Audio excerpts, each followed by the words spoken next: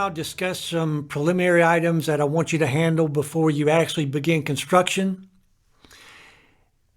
And these items here, I want you to handle before closing, if at all possible. And the reason I say if at all possible is I'm going to mention getting the building permit before closing of the construction loan, because I don't want you to run into that trap of you close on a construction loan and you somehow messed up and you go to get your building permit and you're denied a permit because there's a moratorium on the sewer line or something like that.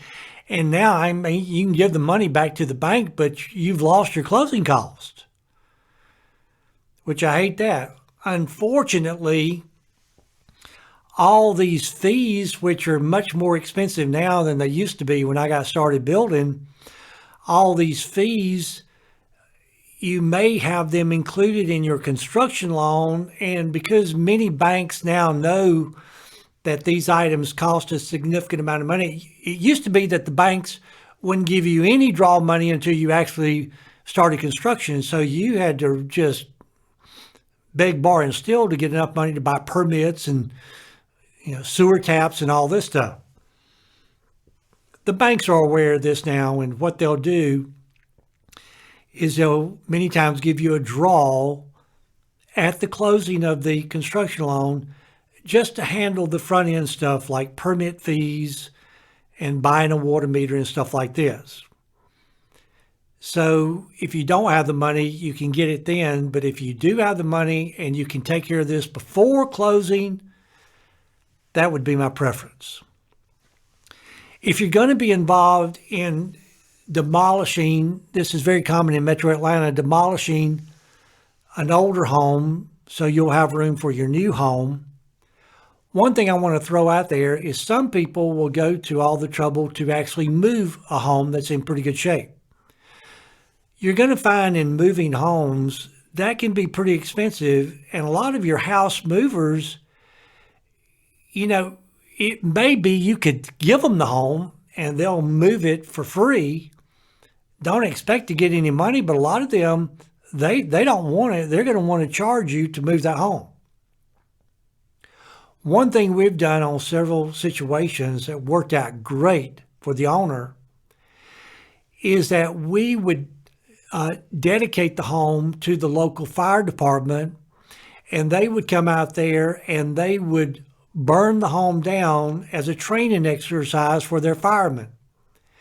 And if you do this correctly, you need to get with your accountant and maybe a tax attorney, but if you do this correctly and do the paperwork correctly, what you can do is get an appraisal of the home, and usually those appraisals are pretty inflated, and you can now write that off on your income taxes, which turns out to be a great little write-off. And the students that have done this that I'm aware of, the write-off far exceeded trying to save that home. And it especially be just tearing it down and hauling it to the dump. But if you are going to demolish a home, you need to get a demo site plan in most cases. And you also need to get a demolition permit, and you can find out what you're going to be required to get a demolition permit. And then go ahead at 24/7, we're going to show you how to contact those utility protection services, and we just simply call it before you dig. It's very important that they go out there and they mark any underground utilities on the property before you get out there and start scratching around on the ground. Because if you go out there and start digging around and you hit an underground gas line or a water line or power line, you could be severely penalized. I mean, $20,000, $25,000 or more. Not to mention, if you hit a gas line and it blows up and someone's killed, that could really be a tremendous liability. So you will call these companies, these utility protection services. They're going to give you an approval number or a confirmation number. And you need to call these companies every 30 days, because usually that confirmation number is only good for 30 days. and you need to call them every 30 days to keep this number current all during the construction of your home. You do not want anybody out there digging without this confirmation number, and they will mark where the utilities are located. Whether you do a demolition or not, you're going to need to get a building permit. So go ahead and get your building permit. We talked early in the course about how to find out everything you're going to need for a building permit. In most cases, it would require a site plan. In order to do the site plan, you may very well need a tree survey, a survey naturally, and a 2-foot topography or 2-foot topo map in order to adequately put the site plan. You may have to go ahead and pay to get a building permit, a sewer tap fee. This is a fee that you pay in order to be able to tap into the sewer line. They usually require this paid up front in order to get a permit. You may have to go ahead and apply for a permit for a septic tank if you are going to have a septic tank. And you can go ahead and do the soil test and percolation test, whatever their requirements are in order to get a septic tank. In some areas, you may have to get written approval from the Public Works Department to tap into the water line. So go ahead and get that handled. I mentioned earlier in the program about the hydrology report, which may be required to get the building permit. So go ahead, if you're doing a hydrology report, get that handled. If you're going to have city or county water, go ahead and purchase your water meter. In some places, they'll require you to purchase a water meter before they'll issue a building permit. When you purchase a water meter, they're going to give you a stake in some cases and tell you to go out and stake it on the lot where you want the water meter. And that will prevent them from putting it in the center of your future driveway. But if you're in a developed subdivision, most subdivisions have predetermined places where the water meters will go. But if you're not in a situation like that, or especially if you're out on a rural site, then you'll stake where at the road you want the water meter. Go ahead and apply for your temporary services. Open an account with the water department so you'll have water during construction. Open an account with the power company so you'll have electricity during construction. If you're in a bad location for the cell phone to be picking up your mobile phone, you may want to put a phone on the job. If you put a phone on the job, the phone company can just put a jack on a tree or something like this, and you can have them restrict any long distance calls on this line so you don't have to worry about one of the subs calling his girlfriend in Biloxi, Mississippi or something. If you don't need a job phone because your mobile phone works, then the mobile phone is fine. Everybody's going to have one. Just like on the demo permit, if you're just getting the building permit, you need to call the Utility Protection Service, and they will go out and mark any and all underground utility lines, gas, electrical, phone, cable TV, you name it. Again, at 24/7, we'll show you how to find and contact this company. Now you're ready to close on the construction loan. One thing I want to mention about closing on the construction loan, remember in your loan package, you had a contract to purchase the property if you don't already own the land, with a stipulation that you don't want to buy the land unless you're able to get the money to build a home. So what I will do is I will ask the bank if they can give me the name of their closing attorney for the construction loan. They may allow you to choose a closing attorney, which will be fine. They may have a list of closing attorneys you can choose from, which will be fine. Contact whoever's going to close the construction loan and tell them that you have the land under contract. And you know that they're going to check the title to the property as part of their closing costs. And they'll say yes. Ask that closing attorney, will you handle the closing of the lot simultaneously to the closing of the construction loan and give me a discount? Because they got to check the title to the property anyway. I don't care if you had a Philadelphia lawyer check the title to the property. When you go to the bank to borrow money, they're going to have their attorney check the title to their property, regardless of what your attorney says. So just kill two birds with one stone and ask them for a discount. And what they'll do on the same day of closing of the construction loan, you'll close on the land and turn right around and close on the construction loan. Tell the closing attorney that you want an owner's title policy on the property. See, the bank, when they loan you money, they're going to get a lender's title policy so that if there is anything wrong with that title that crops up in the future, their loan is covered. But what is not covered under the lender's title policy is your equity, such as your down payment. And if there is a title problem, the bank is going to get paid off, but you lose your equity. So get an owner's title policy, which will cover your equity in the property. But you wouldn't believe all the problems I've seen over the years around title. I remember one case in Atlanta where a builder bought some property and developed the property into lots and went in there and built homes and sold just about all the homes, only to have some people come up later from Florida saying, what are all these homes doing on our land?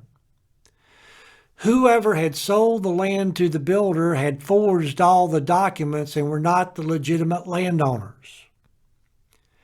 And all those lenders were protected with their lender title policy, but only those owners that had an owner title policy were protected, was their equity protected.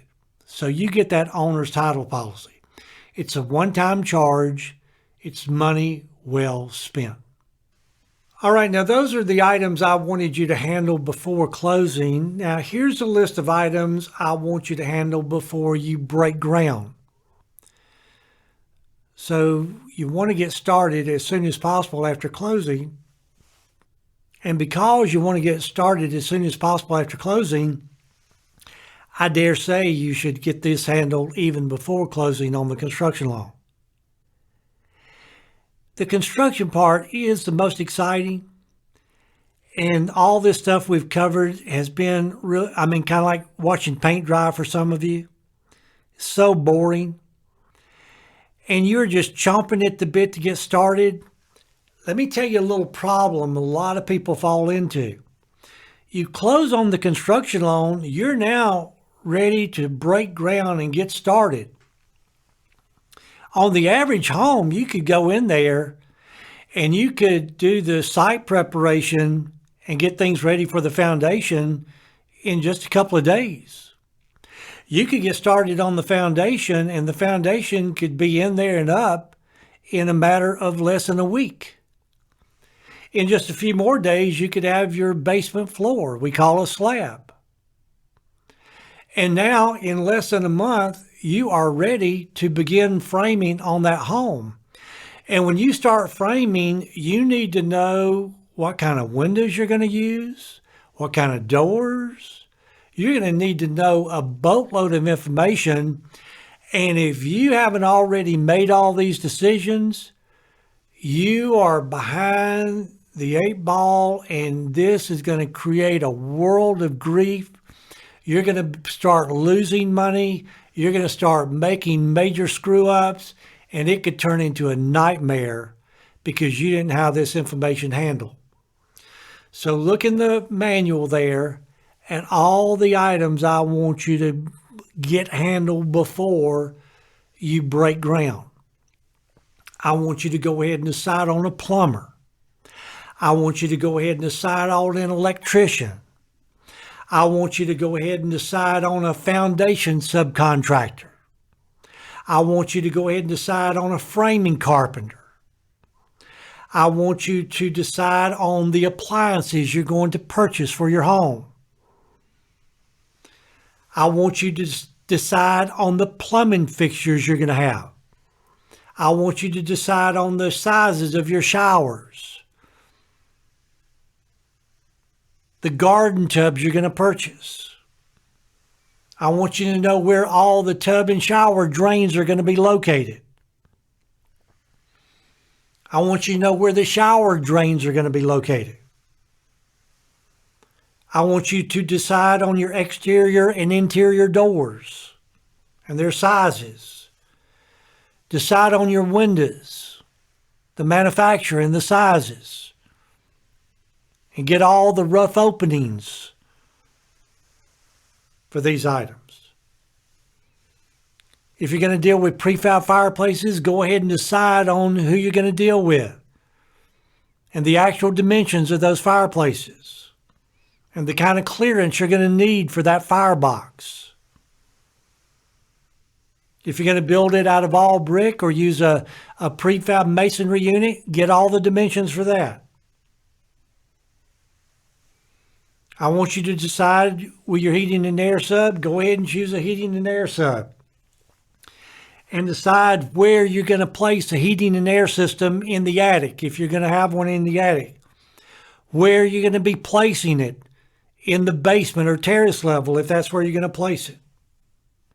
And you need to go ahead and decide on what kind of brick you're going to use and go ahead and choose it because you need to know the size of it.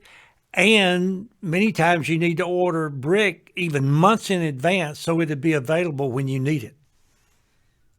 And be sure to go through all the checklist at 24/7 because we'll even cover items that we may not even discuss. The last items I want to discuss are some miscellaneous items about pre-construction. I'll start off with some job management tips. I've already said several times, I want to keep stressing it. You must use the checklist. You must use the checklist at 24/7. There's no humanly possible way you will remember all this stuff.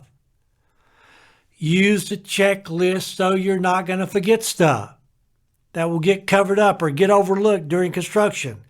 This will cost you time and money. And as I told you, the checklist is a living organism.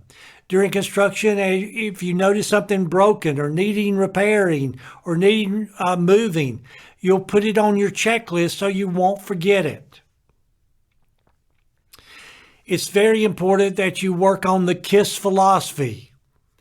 Keep it simple and short. Keep it simple and short.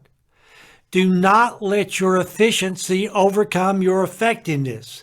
I think that's one of the handicaps that I received going to a school like Georgia Tech. Man, I just wanted to just turn the simplest thing into the most complicated thing around. And I have to really fight that tendency and just keep it simple. So yeah, you've got checklists, but don't have list on top of list on top of list. At some point in time, you got to quit making lists and you got to go to work. Learn to use the telephone. There have been so many times I've driven for miles to pick up something only to find out they don't have it. And I got to where now if I may question it, I'll say, when they say, yes, we have it, I say, go look at it. And they'll be irritated and they'll leave the phone and come back and say, gosh, I made a mistake. We don't have any. I'd rather use that phone than to waste your time in traffic and traveling and get there and they don't have it.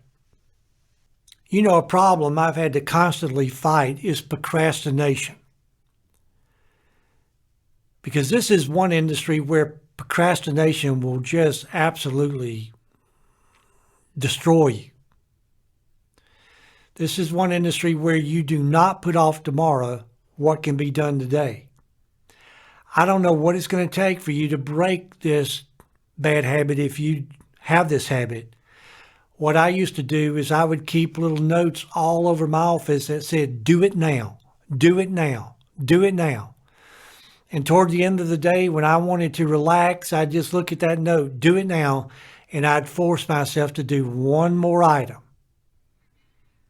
because you've got to break this curse of procrastination if you tend to procrastinate.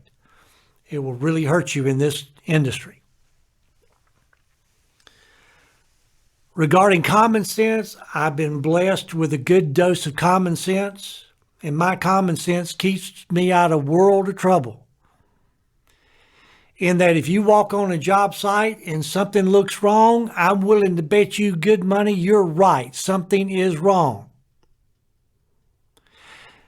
So if you look at something and it doesn't look quite right, you can ask the sub to explain it to you, but you got to be careful here. Don't look right in their eyes, because they'll mesmerize you. And the people in this industry, what we can't dazzle with brilliance, we'll baffle with bull. I am great at telling you what is wrong is right, and you'll believe me. So just kind of look down, let the sub explain to you what he did. And if it doesn't make sense, you need to call us up, email us at the school, or get a third party out there and get another opinion. Because I repeat, if you walk on a job site and something looks wrong, I'm willing to bet you good money you're right. Something is wrong. Another thing regarding common sense is that, many right-brained people, your artisan types, one thing they lack is some good common sense. And a lot of those artistic people, they're required to hire left-brained people to kind of manage their lives and manage their affairs just to keep everything, okay. And there's nothing wrong with that. So what I want you to do is that if you know that you have no common sense, and you got to be honest with yourself. If you've had people all through your life tell you have no common sense, you need to honestly look at that. I've known people, their parents just lied to them because, they'll look and say, oh, look at little Susie. She's the only, everybody else is out of step except little Susie. Well, you've got to listen to other people in your life. And if you constantly heard you have no common sense, there is nothing wrong with that. Just face reality. And I want you to hire someone to work around you that does have common sense, because they will keep you out of a world of trouble. And you will still be very successful. 6-7 days a week, 12 hours a day. Let me tell you how you can still get this home built yourself without hiring a builder. Now, I've had husband and wife teams, boy, they were working a heavy schedule and they jump around and help each other out and get out there and get it done. But I think that's putting a real stress on you during this time period. Now, full-time professional superintendent could be pretty expensive. But let me pass this on to you.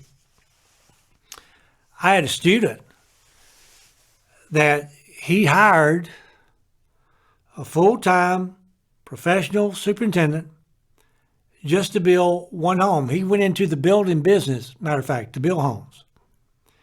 And for a professional superintendent to build one home, this is like, walking in the park.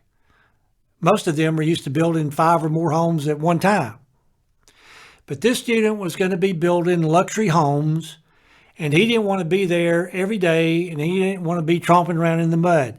And I will tell you that people that are construction oriented, they can get far more done a lot easier than someone that is not construction oriented. And he hired this superintendent and paid him $1,000 a week, which was a good fee for a professional superintendent. And this superintendent did everything. And he was able to build this luxury home in about a 4-month time period. So that's 16 weeks at $1,000 a week, or $16,000 that he paid this, this professional pro to build this home. And based on his projected profit on a $2.5 million home, this $16,000 was pocket change. And he didn't have to be there. He didn't have to get muddy. As far as the world was concerned, he was the builder. He'd go to the home builder meetings, get all the accolades. But the person on the job was the one really building the home. And that's the way many large builders operate. But even if you didn't want to pay a professional $1,000 a week, run an ad in the paper, in the want ad section, and kind of specify that you're looking for someone that is either retired or semi-retired. And specify you don't want them to do any physical work. Just be your eyes, your ears on the job. And you're going to get covered up by individuals that have forgotten more than I'll ever know about construction, that are tired of being retired. They want to get off that front porch, have something to do, and supplement their income. And in today's market with 80 million baby boomers, you cannot imagine the number of people that fit that bill. Now remember, you don't want them to do any physical work. Just be your eyes, your ears on the job. I remember years ago I had a project where I needed some additional help, and I ran an ad like this, and I pretty much put in there I was just going to pay minimum wage. I had 7 people apply for the job. One individual was a retired electrical engineer that just wanted something to do. Now, can you imagine having someone that smart on the job that I could tell them what I wanted and they would be there all day long? And a lot of times you have to run them off because they just love being there. And they just handle everything, call me when I needed, if they needed some feedback. And boy, what a gift. What a gift. The first home that I built, I physically built to myself. I thought, well, if I'm going to be a builder, I might as well carry one from the ground floor up to get the experience. And I'm telling you, I hammered all the nails, everything. They didn't have nail guns when I built that first home. I wish they had. And it took me about a year to build that first home, doing all the work myself. And this is something that I really wanted to get out of my system, and I really got it out on that first home. And I highly recommend that you not do this. Because first of all, this is a very dangerous industry. I am so thankful I still have 10 fingers, 10 toes, and 2 eyes. I've got scars all over my body from that first home, and I don't want you getting hurt. But another reason I don't want you to do the physical work is because the average person is not going to go out and in a couple of weeks become a professional carpenter. It takes a lot longer than a couple of weeks to learn how to be a good carpenter. I know some men that have been carpenters 20 years. I don't consider very capable carpenters. So let the professionals build your home. You will save 100 times more money shopping prices and hunting for bargains than you will ever save doing the physical work. The other reason I don't want you to do the physical work is because if you get trapped into this and you start off doing the physical work, well, go ahead, get it out of your system if I can't talk you out of it. But as the work progresses and you borrow more money from the bank, your interest amount you're paying every day is going up. So simply call your bank and ask them, by the way, what am I paying now per day in construction interest? And when they tell you that dollar amount, that is normally all you need to hear to get rid of those tools and get the pros in there to build your home. Why would you take 3 weeks to build something that a professional could do in 3 days? Good grief. So if you just love doing this work, if it's in your blood, join Habitat for Humanity. They'll let you get out there. They'll let you do all you want to do in the construction of a home. You can get it out of your system. You're doing a good deed for humanity, but let the professionals build your home. And last but not least is your schedule. Now on this schedule, what I recommend you do is you can search the internet, but one of the easiest things I've seen is go to eBay and look up under computer software programs, look up project scheduling or project scheduling software. And there you're going to see some stuff you can buy for like $10 or $15. And the main thing I want you to do initially is just get something that will do a simple, what they call a Gantt, Gantt schedule or a bar schedule. And you'll see a sample of this at 24/7. And this is going to be just a great, easy way for you to set up a schedule on the home. And that schedule is not worth the paper it's printed on unless you discipline yourself to work that schedule. And it will pay you to discipline yourself to work that schedule. I know I had a student years ago, Harry Keener with Paulding Realty. He took our program with the intent of going back to Paulding County to build little starter homes. Now, granted, the first home he built wasn't the biggest home in the world. I think it was only like about 1,200 square feet. But from the day he broke ground till the day he moved the people in, 21 days. Now, he was rolling. The only way you can come close to that is to have a schedule. And that schedule is not worth a flip unless you discipline yourself to work that schedule. And it will pay you to work that schedule. One thing I want you to do is that if your home is less than 3,000 square feet, even though it could be built in 45 working days or less, if your home is less than 3,000 square feet, I want you to commit in your mind 6 months of your life to build this home. If it's larger than 3,000 square feet, I want you to commit in your mind a year of your life to build this home.